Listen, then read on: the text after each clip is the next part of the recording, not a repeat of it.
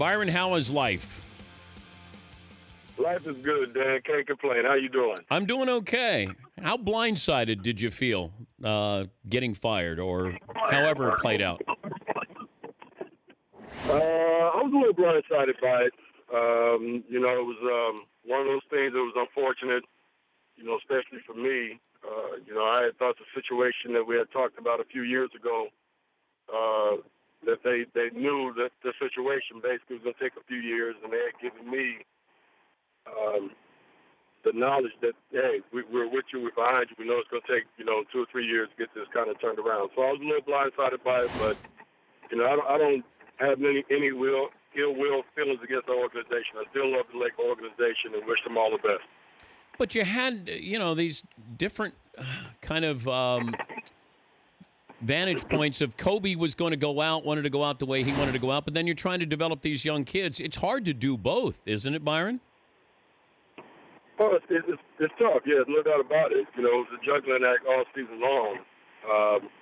Because you do have a bunch of young guys that you're trying to develop and get them to understand how to play the right way. And then you got Kobe, who's on basically a tour, playing his final season. So, as I said, from day one, my main objective with KB was to make sure he finished this season as healthy as possible so he could play in that last game and to perform to a high level. I didn't know it was going to be 60 points high level, but, that was kind of my main objective. So, yeah, it was a juggling act all season long, Dan. And but to be honest with you, I enjoyed it. I loved the way we ended the season. I loved the way Kobe went out, and I have fond memories of that. How would you sum up the last 2 years? Rough. Very rough, but that's what I expected. That's what I expected. That's when I took the job, when we sit down, Mitch and I and Jim, that was the whole premises of the conversation, that these next 2 or 3 years are going to be pretty tough.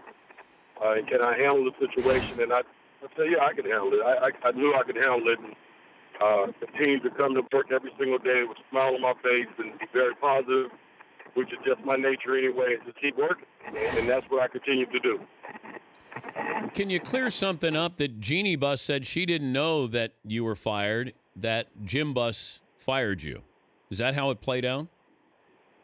I have no idea. I read that as well, and a couple of my people came up to me and said the same thing, that Jeannie didn't have any idea about it. So I have no idea, to be honest with you. All I know is I went, Mitch Kupchak called me into the office and told me that they wasn't going to extend my contract, and that's basically how it played out. All right, as the Lakers move forward, now that you're no longer the coach, is D'Angelo Russell the long-term? I mean, can he be a star at that position, point guard? I think he can. Obviously there's going to be some question marks with that. His work ethic has to get better. His understanding of the game has to get better. But he has some tools. He can flat out score. Really sees the floor extremely well. So he has some tools that you can't teach. But the little intricate parts of the game is things he has to learn. And he's 20 years old. I mean, he's a young pup. He's got a long ways to go. But if he puts in the work, I think the kid can be a great player. Did you have to give him tough love? Absolutely. Every now and then, I think some of these guys, when they come into the league, they think they're entitled. And, I thought that's how he felt when he first got with us, that, he almost tried to act like he was a veteran, and I tried to make sure that he wasn't, that he knew that he wasn't a veteran. You have to earn your stripes. So, yeah, there were times where I was a little tough on him just to bring him back down to earth and let him know that this is not an easy task when you're in the NBA. That's the easy part, is getting there. The hardest part is staying there and getting better and better and better. So, yeah, I had some tough love for the young man, but, just like I told him, when I stop talking to you, that's going to be a problem. When I had a lot of love for him, and, he put himself in some tough situations, obviously, but I think he's going to be a good player. Talking to Byron Scott, former Laker head coach, joining us, Dan Patrick Show. If Luke Walton asked for advice, what would you tell him? Well, Dan, that would be between Luke and I. I would be as honest with him as possible. And if he asked me about each and every one of the players that are on the team, I would tell him. I would give my honest opinion about the guys. And for the most part, to be honest with you, the first thing I would tell him is that you got a bunch of good guys. and you got a bunch of guys that want to they want to do the right things. They just don't know how. So that's the one thing you got to continue to teach them. But I would be very positive and very honest with Luke about the situation. You've been around the game a long time. You've seen a lot of things. Where do you put Kobe scoring 60 in his final game?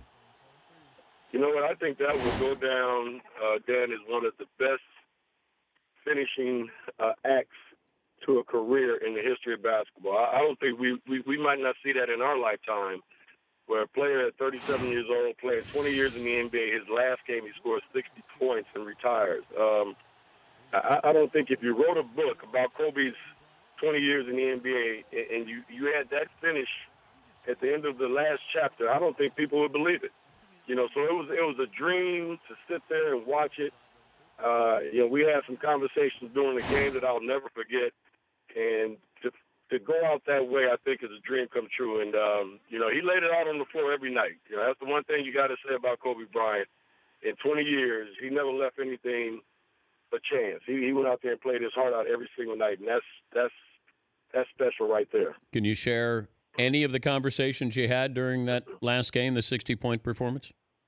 Well, you know what, Dan, I'll share this one real quick. At the 9:30 mark, I think we're down in single digits, and you know, we had a timeout, and I drew up a play, and he was sitting there, and you could just see him. His chest is just moving. He's breathing pretty heavy. And I put my hands on his knees, and I said, "Do you got 9.5 minutes left in that body of yours?" And he looked at me, and he said, "Absolutely."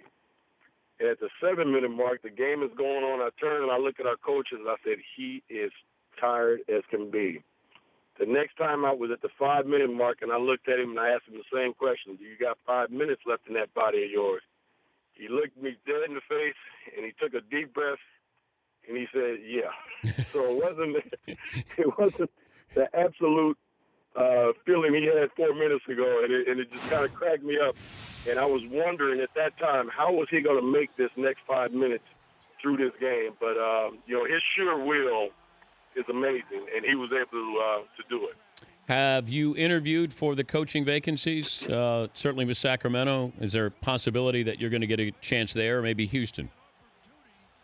You know what? I have not. I told my agent last week when this news came, I told him to just relax. I just wanted to just take a week and just relax and chill out and spend some time with my family and my daughters and my son and my grandkids and just relax. So those are two interesting jobs. You know, the advantage to both, you know, when you look at Sacramento, DeMarcus Cousins is a star. I mean, a superstar. You're probably the best center in our league right now, along with Marc Gasol. That would be a great opportunity. I would, you know, love to interview with them. And the same with Houston when you look at James Harden and, you know, Dwight Howard. So two very interesting organizations that's going, I think, in the right direction. So it would be a pleasure to interview with them and see where they go. Byron, always great to talk to you. I wish you well, and thanks for joining us. Dan, always a pleasure. Anytime. That's Byron Scott, former Lakers head coach. The Dan Patrick Show, weekday mornings on Audience.